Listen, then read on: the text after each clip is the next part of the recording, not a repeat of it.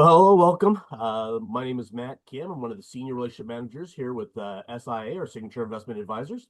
Uh, we are a independent RIA based out of Los Angeles, California, and we come here today to provide a little bit of a market update. And with me today, I have Philip Argue.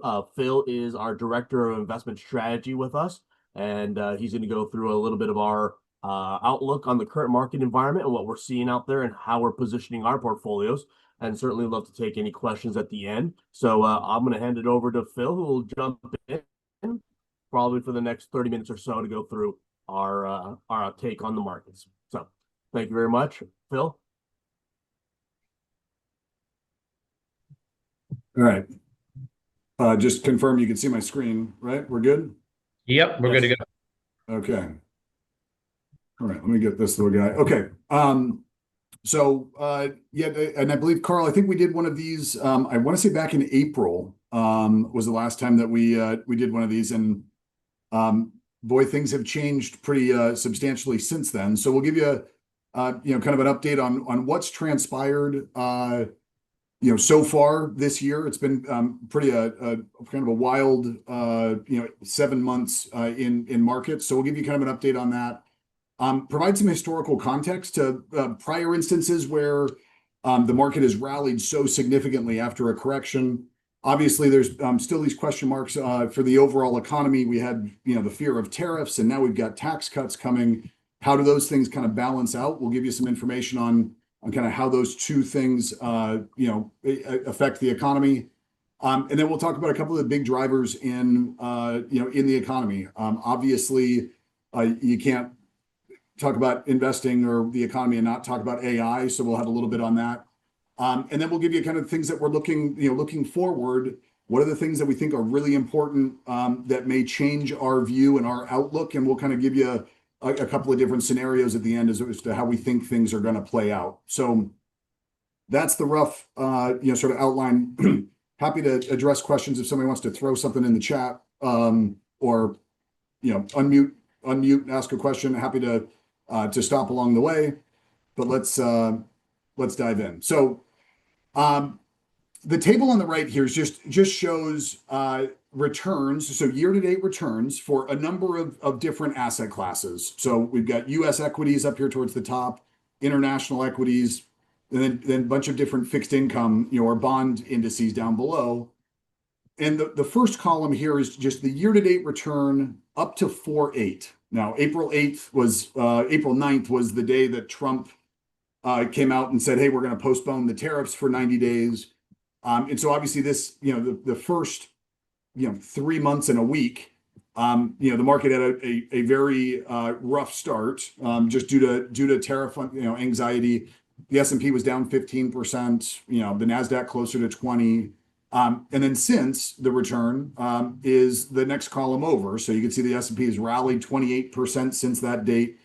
All in all, year to date, we're at a great spot year to date at 9.2% for the S&P 500. So been a good year, just an unusually volatile one, mainly due to the, sort of maybe, haphazard sort of rollout of tariffs, which, at the end of the day have ended up not being that big of a deal. We'll dive into some of the numbers on that. Important thing to note, though, it's not been, for the last 10 years, it's been U.S. equities is the only thing that you needed to own. If you owned international equities, you had underperformed, or you didn't perform as well if you just put everything in U.S. large cap stocks. This is the first year in a long time where international equities is actually a big benefit to portfolios. So a kind of a check for diversification and not putting all your eggs in one basket.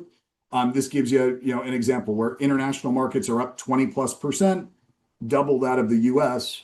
And really on the downturn in the first quarter, international equities held up really well relative to the U.S. So this was a positive, I would say, experience for a diversified portfolio. If you go back to 2022, where we had rising inflation, we had everything falling at the same time. You had stocks falling, bonds falling.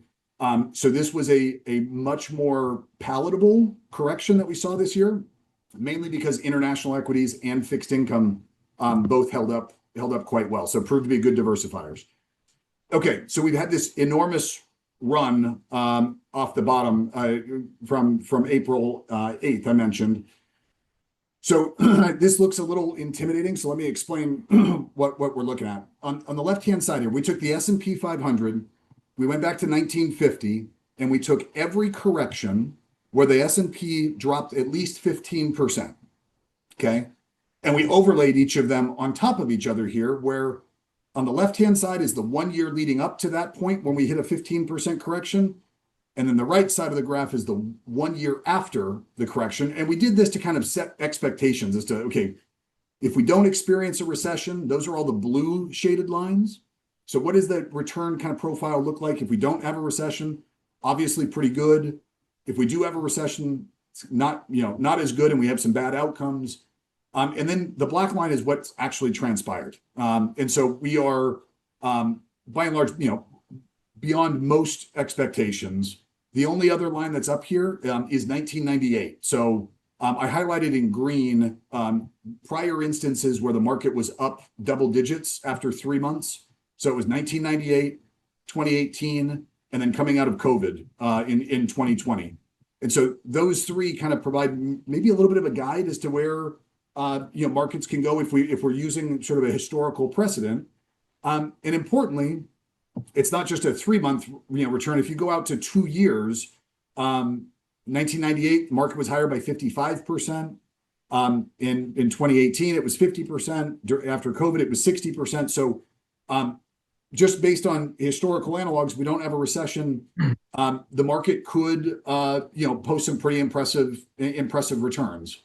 Now, the one caveat here is valuations in each of those prior instances, were a little bit lower, certainly in 2018 and in 2020. So the graph on the left-hand side is the forward PE ratio. So the S&P 500, and we're dividing it by the expected earnings over the next 12 months for the 500 largest stocks.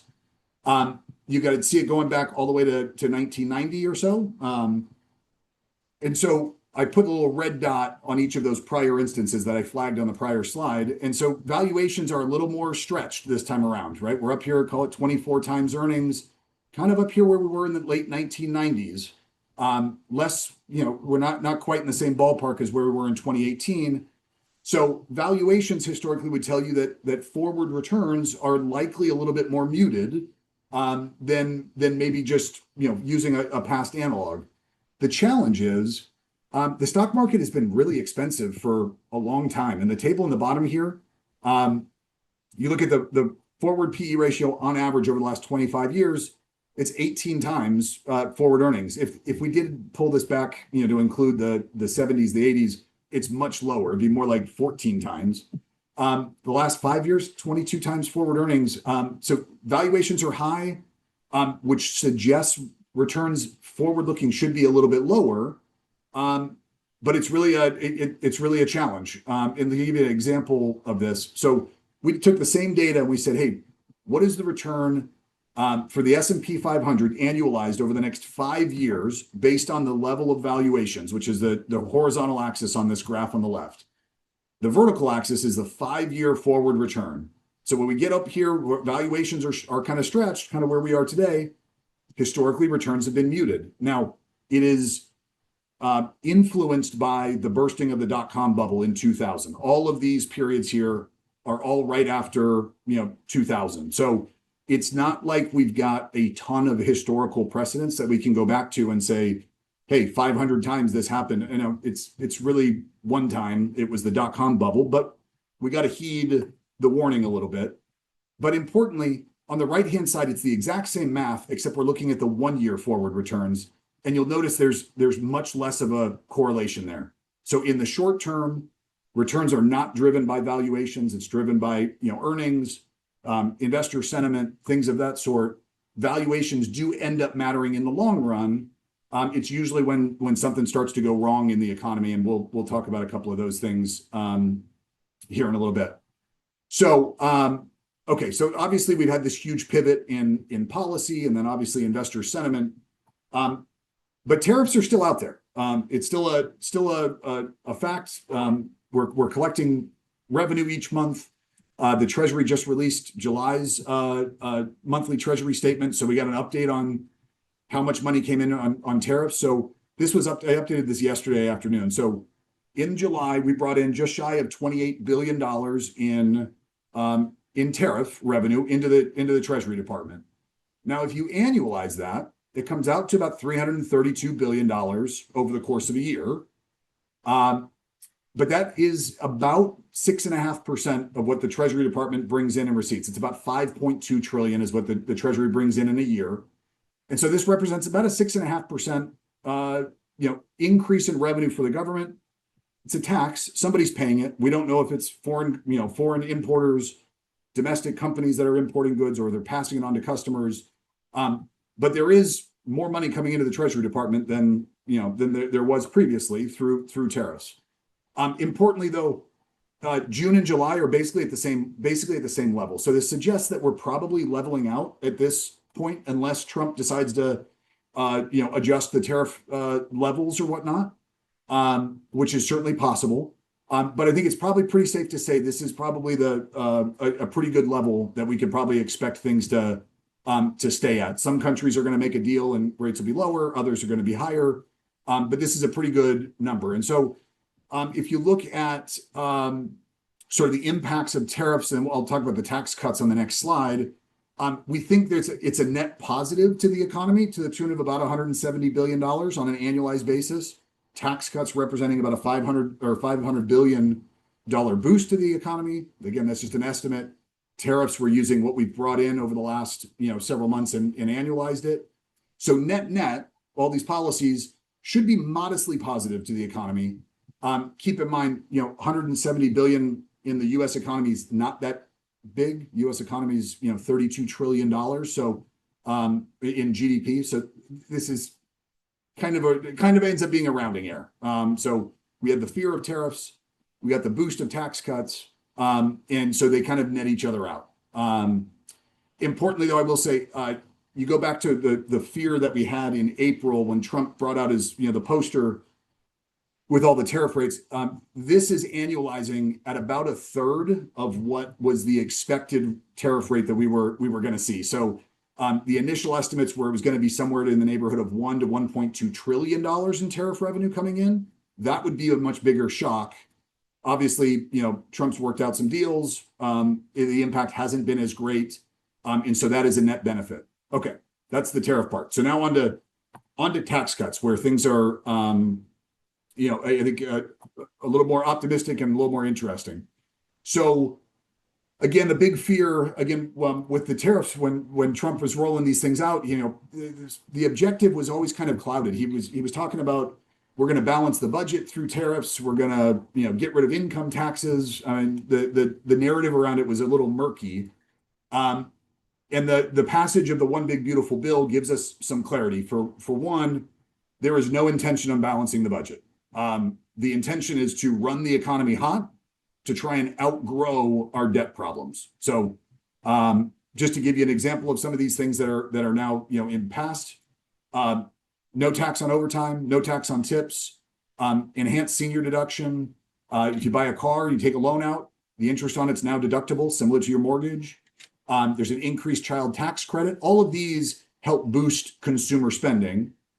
But importantly, you notice they all have a finite window. They all end at the end of Trump's term. So we're going to try and juice the economy over the next couple of years, kickstart economic growth, and then we'll pay back the debt after 2028 as some of these these provisions roll off. Of course, what's going to happen is we get to 2028 and there'll be another bill that says, hey, let's extend all of these things, most likely. So we'll see. Other important note, the statutory debt limit was increased from 36 trillion to 41 trillion. Trump passed this back on July 4th. I think just last week we went from 36 trillion. We're now at $37 trillion in our national debt. So the government's not wasting any time, pushing through, financing more of our deficit through issuing more debt. The two things that I put in bold here, and I came back to these. because I think these are important, and these are having a big impact on what things are working inside the stock market. So, two provisions that were in the one big beautiful bill, that are, I probably need to kind of explain what these things do, what they are, but they allow companies to depreciate qualified machinery and other equipment immediately. So normally, if I were to spend $1 billion and build a factory, I would depreciate that over the life of the factory, 30 years or something like that. What this provision allows companies to do is I could take that $1 billion facility, I could write all of it off against my income, and so therefore in the current year I pay zero in taxes, assuming I didn't make more than $1 billion. So the goal here is to stimulate domestic investment in manufacturing, data centers, you name it. We want people building stuff here in the U.S. And it looks like companies are acting on it. I just saw a headline yesterday. I think Ford is spending $6 billion on a electric vehicle plant that they just announced. They spend that money. It comes right out of their earnings, and they don't have to pay any taxes in 2025 or 2026 when they complete the project. Same thing for R&D expenses. This is going to be more for healthcare software companies. So if they're doing research and development on new products, new software solutions, new AI software, new AI, large language models, companies get to expense all of that immediately as well. So the net impact of all of this will be less in corporate taxes going to the government, and it should spur some economic activity. And I think we're already seeing it. We'll touch on some of that. So the big question is, okay, we've got this one big beautiful bill. We've got tax cuts. We've got these incentives for businesses to go out and spend.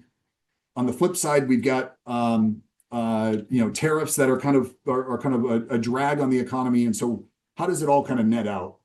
Kind of a maybe different way of looking at things. So I think it's informative to look at things like the dollar and the yield on a 10-year treasury yield, because those two things respond to growth. So if economic growth was reaccelerating, you would expect the dollar to start appreciating. So the dollar is in blue over here on the left. The 10-year yield is the one in gray. And both of those should be going higher if economic growth is reaccelerating. And at the moment, they're not. They've both kind of been pretty muted, which suggests, okay, maybe we're not going to get some big reacceleration in economic growth. It's going to be more of this slow and steady, sort of grinding approach. What's interesting about the dollar? Usually, currencies are influenced by the level of the central bank policy rates. So on the right-hand side here, we've got all the major central banks. The Fed is the one in black here, so that's us at 4.3%. The ECB is this guy here. They've been cutting rates much more aggressively than us. They're at 2%.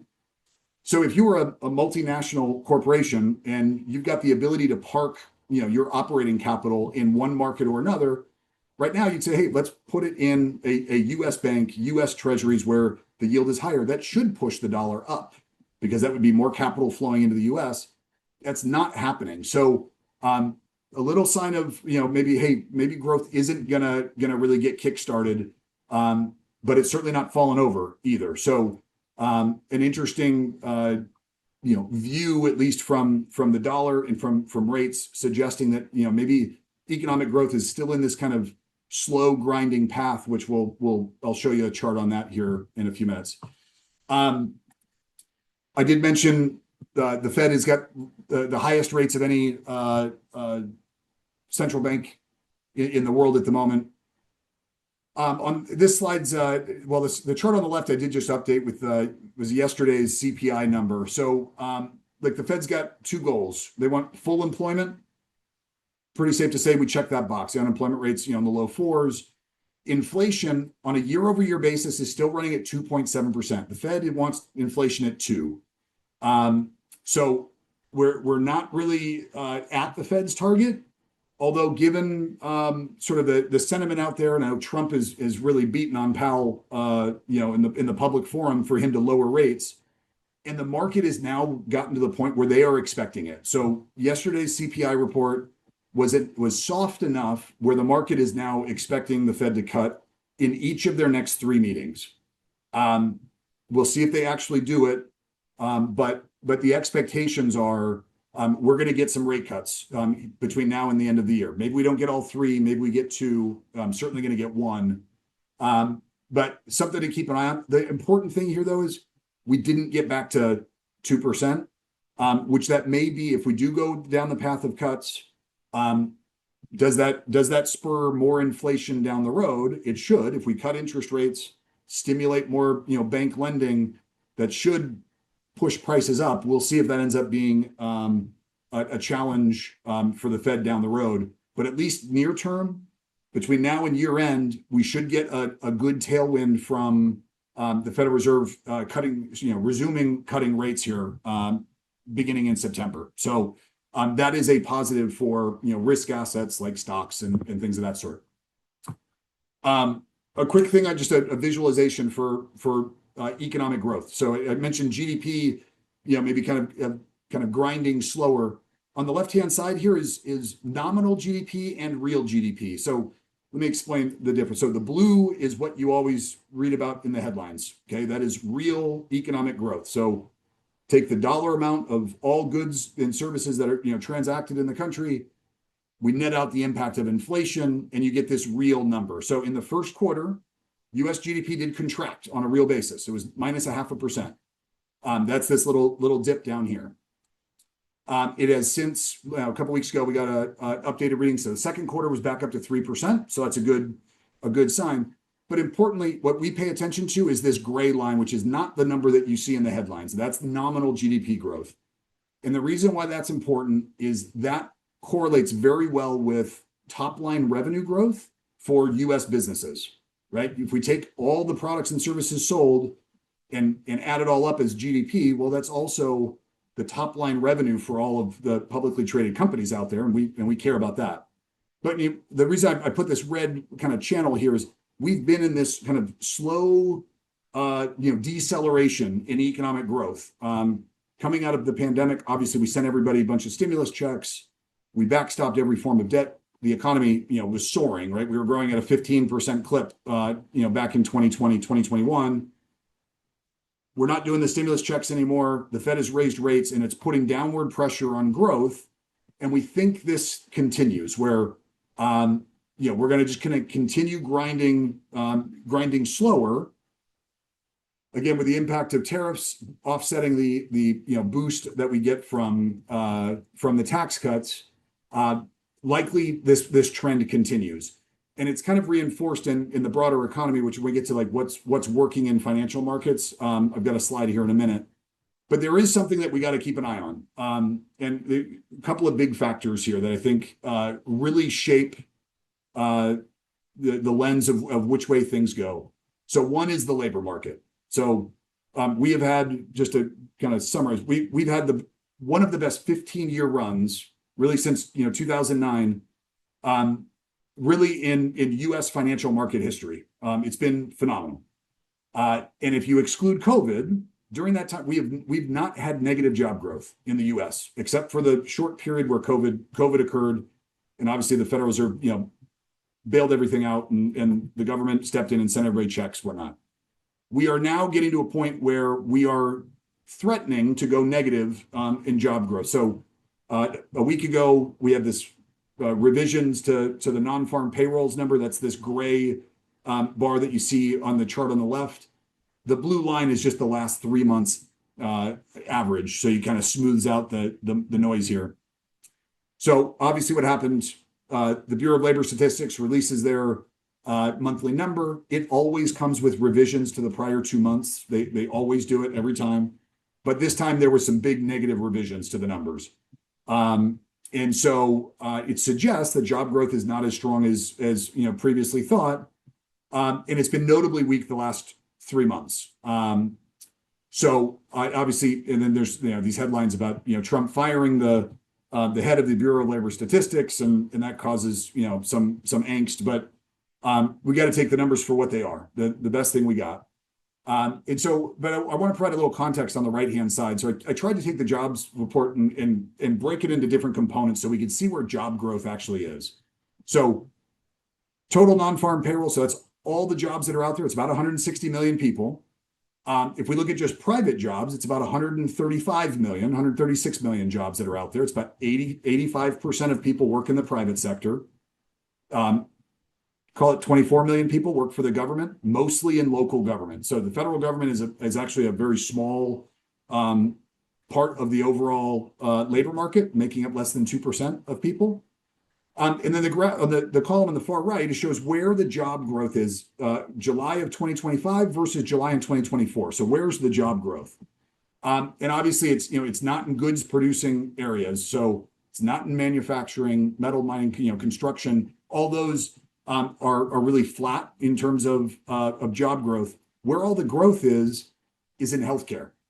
So 65% of all the new jobs added over the last year can be attributed to healthcare. 884,000 new jobs, right? We've added some in leisure and hospitality. Inside trade here, you also have food accommodation, restaurants. So that's actually been positive as well. But look, at the end of the day, over the last year, we've added almost 1.4 million jobs. So that's pretty good. It's just these last few months, we've seen things really slow down. And the one thing that we have not had to contend with over the last 15 years is negative job growth. So that's something that we've got a close eye on. Based on all the stuff, the work we've done, it's certainly weakening. It doesn't. We don't think it's going to go negative. At least not in the next several months.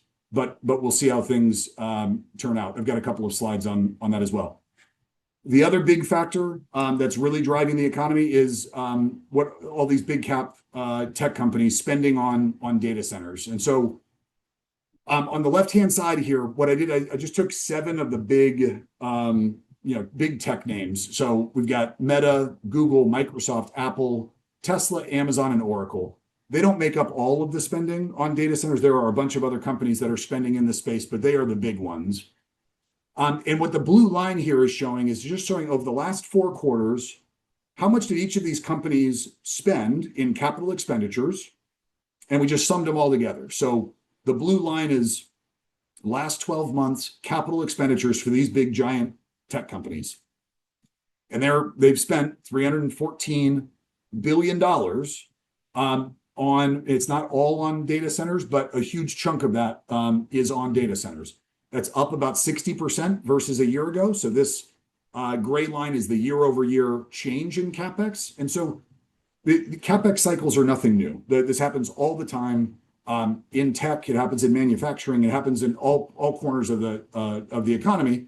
But there's very noticeable ups and downs here in the year over year growth in CapEx. But this most recent increase is obviously enormous. And all of these tech companies are at least talking about this and acting like it is sort of an existential crisis for them to be a part of whatever the AI economy is going to be. So they're spending like it. And we've had a number of conversations, our team, about can they continue to do this? Can their AI spending go to 500 billion? Can it go to 600 billion? So the graph in the bottom here, we took the same group of companies and we said, okay, well, what if we took their CapEx number, so the number we've got over here on the left, and we said, well, how big is that compared to how much cash they have on the books, how much they have in accounts receivable, so money that's coming due to them in the next couple months, and then how much cash they generate from operations over the last 12 months. So they just run their business. How much positive cash is coming into these businesses? So that $314 billion is only 23% of their profits and cash that they have on their books. The point here is these companies are enormously profitable. And so if they want to, the big question is, do they want to? They could spend far more if they needed to. They're all talking like this is an existential crisis. They have the balance sheet to be able to go out and spend more. Most of these companies don't borrow very much. And I say that, and I think it was yesterday or 2 days ago, we got this headline where Meta inked a deal with PIMCO and a private credit lender to borrow $29 billion. So not spending money on their balance sheet, they're going to go issue debt to fund more of this expansion, right? They're building a data center complex down in Louisiana. So just let's see if I can articulate this right. So if you looked at the amount of economic growth in the US during the second quarter, consumer spending is about 70% of the economy. Spending on CapEx is like 6%. But the growth in CapEx spending produced more positive economic growth than the 70% that's consumer spending. So this is a huge driver of growth, and we do need this to continue. So we're obviously keeping a close eye on it. It's a big theme. Obviously, Meta, Google, Microsoft, I mean, a lot of these names are the ones that are really driving the stock market higher. NVIDIA is one that's not on here, but they're the supplier of obviously a lot of the equipment. So we need the labor market to hold strong. We need AI CapEx spending to remain strong, which it looks like it doesn't seem to be slowing down. And we get a combination with the Fed lowering rates, probably a pretty good backdrop for risk assets near term, right? Between now and let's say year end. But we do need the labor market to hold on. Just to give a little bit of context. So what we're looking at here is on the left-hand side is just earnings for a number of those indices that I showed on the first slide, right? So U.S. equities represented by growth, U.S. growth stocks, value stocks, international, emerging markets, all of those are over here on the left. And the point here is when growth becomes scarce, capital goes piling into wherever growth still remains strong. And so over the last 5 years, really since the Fed started raising rates, earnings for most of global equities are flat, roughly, okay? With the exception of US large cap growth stocks, right? Which is this light blue line up here.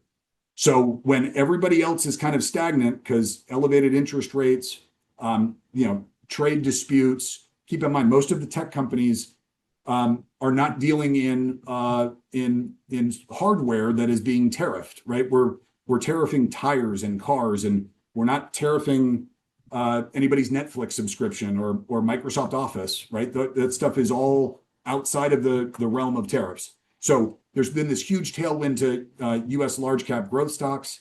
And if we look at the current year estimates, so what do we expect all these companies to do this year relative to what they've done over the last 12 months? It looks like this trend is going to continue. Analysts are expecting 23% growth for US large cap growth stocks, and actually minus 5% for value stocks. So this seems like a trend that's going to continue. It has been the driving force in financial markets for a long time, but certainly the last 5 years. And we look for that to continue. Let me give you just a couple of examples here. So what we're looking at here is one asset class versus another, the cumulative return over a 5-year period. So maybe just articulate this a little bit. So in the top left-hand corner, we have international stocks minus the return of US stocks. So US stocks, when this line is going down, US stocks have outperformed, and they've outperformed over the last 5 years by, call it 40% or so. We had this initial jolt in the first quarter when the tariffs rolled out, where international stocks did not go down, US stocks did go down, but that was kind of a counter trend sort of move. It's definitely been in favor of US stocks. Top right-hand corner is growth versus value. So US growth stocks versus value, obviously been a trend for the last couple of years. Investing in large stocks versus small. And then obviously, not obviously, I should say, internationally though, things are exactly opposite. So international value stocks actually have done exceptionally well, mainly because they are actually value stocks. They pay high dividends. Their valuations are very low. So if you're looking for, if you are a value investor, you are investing in international value stocks is where the value is. If you are a growth investor, that money's coming to US large cap growth stocks. This is where all the innovation is. And those are kind of the two barbells that we're playing in our portfolios. And I've got a slide that kind of shows our positioning and some of the changes we made. So we're trying to ride these kind of big themes that are working out there. The economy is going to still kind of grind a little bit slower, which is okay. We can deal with slower growth. We just don't want negative growth, and we can't have negative job growth because that will be likely a challenge. But a couple of sort of green shoots, if you will. So we dissect the labor market a bunch of different ways. A couple of things that are kind of positive. So if we look at that leisure and hospitality section, you look at how many people are quitting each month. We've actually seen a notable uptick over the last few months. Now, it might not be intuitive, but if quits are going up, the main reason why people quit a job is because they're walking across the street and taking a new job. So a higher quits rate is indicative of a stronger, healthier labor market. So 2020, 2021, when the economy was reopening, the quits rate was moving higher because people could find a job across the street and get 10% more. And then since then, it was declining as the labor market was cooling, but it's now started to hook up again. So that's positive. If we look at the number of employees in the trucking industry, that has been a tough space for the last 3 years, but it's starting to bottom out. We'd be more worried if this started to really decline much faster. Truck fleets laying off truck drivers, things of that sort. We're not seeing that. And job openings, just the top level, how many jobs are open in the U.S. has kind of stabilized. So while that labor market chart looked like jobs are falling off a cliff, there are signs if we pop the hood on the labor market that things are have a chance of stabilizing here. And I think that's going to, at least over the next few months, certainly going to play out. So this is kind of a busy slide, but this kind of answers kind of what we favor, what are things we're buying, and it's got a number of our changes that we made a couple months ago. So let me just explain the graph here. So on the left-hand side, this vertical line right here in the middle would be kind of our neutral stance. So we're investing relative to a global portfolio of stocks and bonds. And so if we didn't have a strong opinion on an asset class, or we didn't have an overweight to one thing or another, we'd be in this middle column. So obviously we're expressing our views. We like certain things more than others. So we like, I've mentioned US large cap growth stocks. So all those AI names, we have a fair amount of additional exposure added in there. We're underweight all the small and mid cap stocks. So smaller companies don't have the global reach that the large cap companies have. They tend to carry more debt as well. So we're underweight those to be more overweight, large cap tech companies. But we do have a bias internationally towards international value. If you want value stocks, good for diversification, you want to be in international value stocks, and that's actually performed quite well this year. We do have a bias against owning high yield credit. So investing or lending money to companies that are below investment grade. We don't have quite as much exposure there. We prefer higher quality bonds. And then our sector, kind of allocations here, we're in communication services, so Meta, Google, technology exposure. We recently took down our energy exposure. We had an energy position that we removed. And so each of these arrows are changes that we made in the last 2 months. So there's a rationale over here on the right for each, but I think it all kind of aligns with what I was kind of articulating over the last 30 minutes or so. But so outlook, what are things we're looking at? The outlook is, I would say there's things could pivot in different ways. And so we've kind of put together sort of a probability sort of table here. So the path that I've been kind of articulating, we think we're on is this: growth is slowing, but doesn't stall. We'll give that probably a 60% probability. So economic growth continues to slow. The capital continues to flow to areas where growth is still good. And so in that environment, we should see large cap, US large cap stocks outperform small caps. Growth is going to be positive. US is going to outperform international. But it is dependent on a couple of things. We need tariffs and economic growth to kind of balance out. We do need the Fed to probably start cutting rates. So we need job growth to remain strong at, let's say, 75,000 new jobs a month would be a good number for us to land at. Last month it was 74,000, so pretty close. And then maybe the Fed cutting 3 times over the next 12 months. That would be a Goldilocks scenario. That'd be great. There is a small chance that maybe all of this, these companies take advantage of the one big beautiful bill. Maybe Trump decides to cut back on the tariffs. At the end of the day, he put them on. He can adjust them as he sees fit. So maybe tariff rates decline.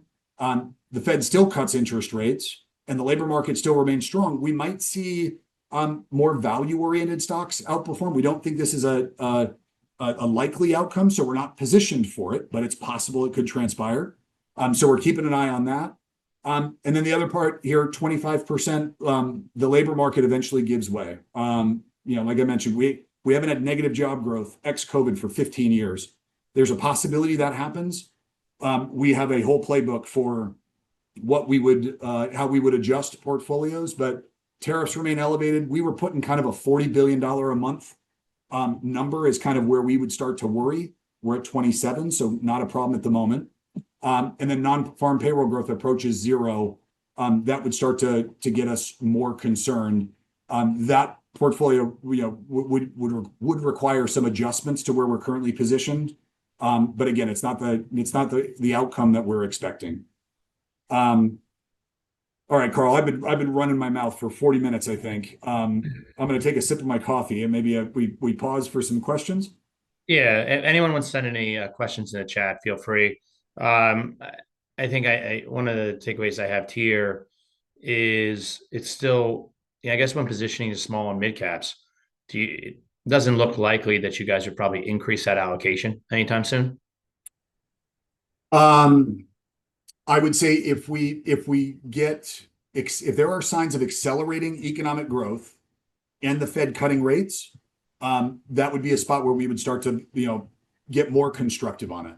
Mm-hmm. But most, is it 50% of the Russell, 2000? So the small cap stocks, they're not profitable. They're laden with debt. And so what works for them is stronger economic growth. So if I went back to that nominal GDP growth that was kind of trickling down, if that starts to turn up, small caps, mid caps do extremely well. But when growth continues to slow, they're really dependent on economic growth. And so, yeah, we have an allocation to them just for diversification purposes, but we have trimmed it back substantially. Is there ever in a scenario, I get this question often, where you would just remove that allocation altogether just because you're not very constructive on it? So so we have a very, our investment committee runs a strict, sort of policy guidelines at the moment, and we do not have the ability to completely remove an asset class. There are the committee has put bans on how much we can increase something or decrease something, and removing something completely is not something we do. I would say I think you still, just again for diversification purposes, having a small allocation in these different spots does make sense. And I think the example of the first quarter of this year is an example of that. Nobody wants to own international equities. And then all of a sudden, February, March, April happens, and international stocks were outperformed by 20%. It does pay for itself in diversification, even if it's just a small position. What about alternatives? I've got a lot of questions on obviously the crypto space, gold, being another area. How are you guys kind of advising your advisors within the network, about inclusion in some of those different spaces and, just from a portfolio construction standpoint? Yeah. So the only downside with gold is that it hasn't gone down to give us an opportunity to buy it. Yep. So we have been constructive on gold. I think, look, we're not going to balance the budget. The government's going to continue to print money. I think the outlook is good for gold. We would love to just be able to, if it was down 10%, you'd probably see it start showing up in some of our portfolios. It's just, it's outperformed all U.S. equities this year. It's up, I don't know, 27%, 28% this year. So that one I would say we've got an appetite for. Obviously, cryptocurrencies are, all the rage.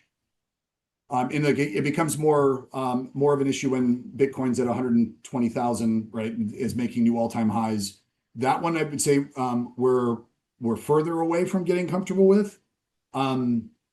but it's not I would say something that we'll never invest in. But we are, look, we're conservative. Our first order of business is, hey, let's not cause harm. And so we're not going to go way out on the risk spectrum on these things. So we're going to be conservative. We are looking at it, crypto. Like if we did something, it would be Bitcoin. We're not doing, downstream altcoins and meme coins and things of that sort. But we are a long ways away, I'd say, from nibbling at that. I think alternatives, you'd probably see gold long before we see Bitcoin. Yeah, I was just asking because those questions come up often as far as just more the feeling on it, more so than I think the inclusion side. Just because a lot of folks are, they see it going up constantly, and it's like, am I missing the boat? And frankly, when does that boat leave the dock? And then maybe you got it a little bit at worse prices. Yeah, I think that's something that we would say, if clients want to do on the side, we encourage that to do that.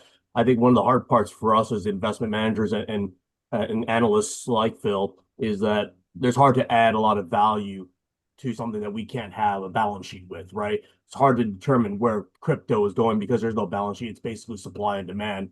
So while we do believe in alternatives, and we have, at times we included alternatives within public alternatives within our model, it's been a scenario where it's been good without it necessarily because stocks have been doing pretty strong, as Phil mentioned earlier. So we've been kind of staying in that stock and bond mentality. But as things start to crack, you will see, and one of the things Phil mentioned is a playbook, we could add more alternatives to the portfolio to provide more of that risk off type of asset class. Perfect. Thanks. Yeah, I think that's really helpful for context for a lot of folks. I get that question often. For folks on the call, does anyone want to send in any questions to the chat while we have Phil here before we finish up today?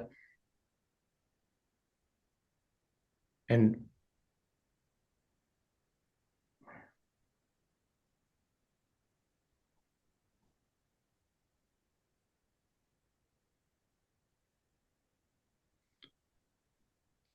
and folks, if you guys do have any questions after the call, please just reach out to me. We're certainly able to use, Phil, Matt, their entire SIA team and their breadth of resources for each and every one of you guys.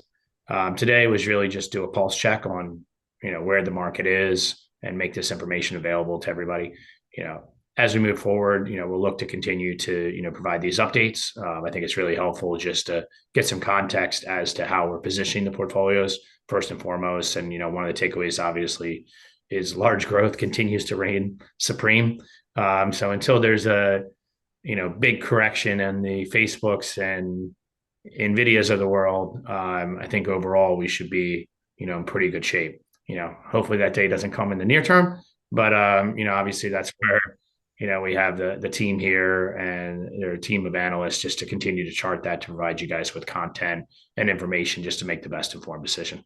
So with that, I wanted to go ahead and thank Matt and Phil again for their time, as well as everyone joining today. And we look forward to seeing everyone in the new quarter. Thanks, gentlemen.